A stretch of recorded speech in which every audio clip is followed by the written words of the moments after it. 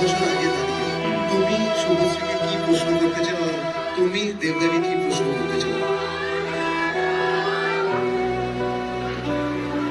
যেটা আমি আগে ইন্টারভিউতে বলেছি, এমন কোনো প্রশ্ন নেই যেটা আমি আমার মনে হয় আমি যেটা জানি না তার উত্তর, আর এমন কিছু নেই যেটা আমার কাছে চাইবো সেটা আমার কাছে নেই, বা আমি এমন কিছু দেবো যেটা ওর কাছে নেই। আমি এটুকু বলতে পারি যে 10 বছর আগের আমি বা 10 বছর আগের ও, 10 বছরটা ইম্পর্টেন্ট না, সত্যি কথা বলছি।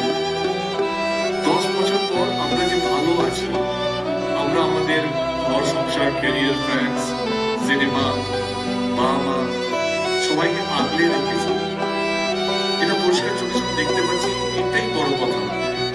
স্মৃতি মুছে যায়, নতুন স্মৃতি আসে, মানুষ চলে যায়, নতুন মানুষ আসে, কিন্তু যেটা থেকে যায় সেটা হচ্ছে কি নিজেদের প্রতি একটা মিউচুয়াল আন্ডার, একটা মিউচুয়াল রেসপেক্ট, যে ঠিক তুমি যেখানে আছো ভালো আছো, ভালো কাজ করছো।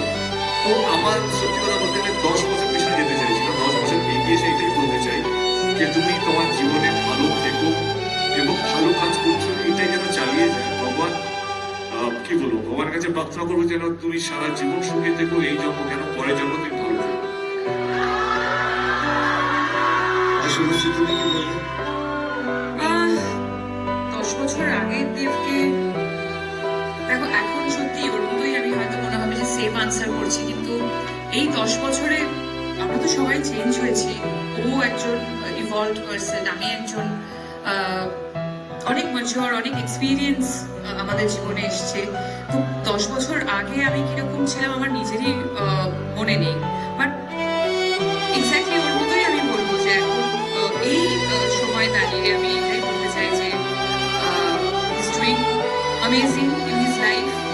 মানে নট অনলি প্রফেশনালি, পার্সোনালিও আমরা সবাই এখানে এই পৃথিবীতে এসেছি শুধুমাত্র ভালো থাকতে, এবং আমরা যারা পজিটিভ হিউম্যান বিং, যারা পজিটিভিটি পছন্দ করি, তারা সবাই চাইবো যে পৃথিবীতে সবাই সুখী থাকুক।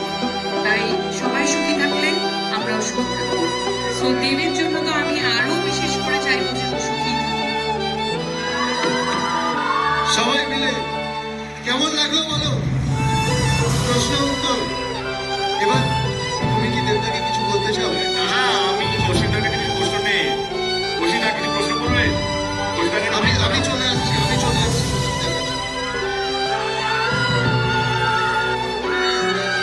আপনারা দেখছেন স্টেজে যে দুটো বসে এই শুভশ্রী, এই এতগুলো বছরের দুজনেই কিন্তু প্রযোজক, দুজনেই প্রডিউসার। শুভশ্রী প্রডিউসার।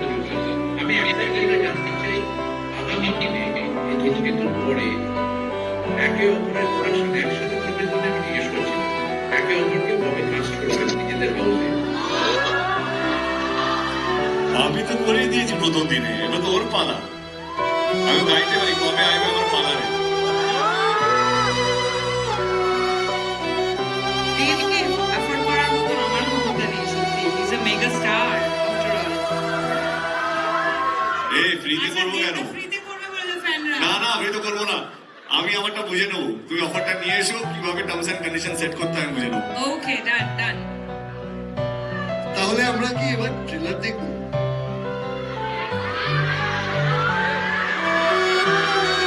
দেখুন, রানা তোমার প্রশ্ন কোথায়?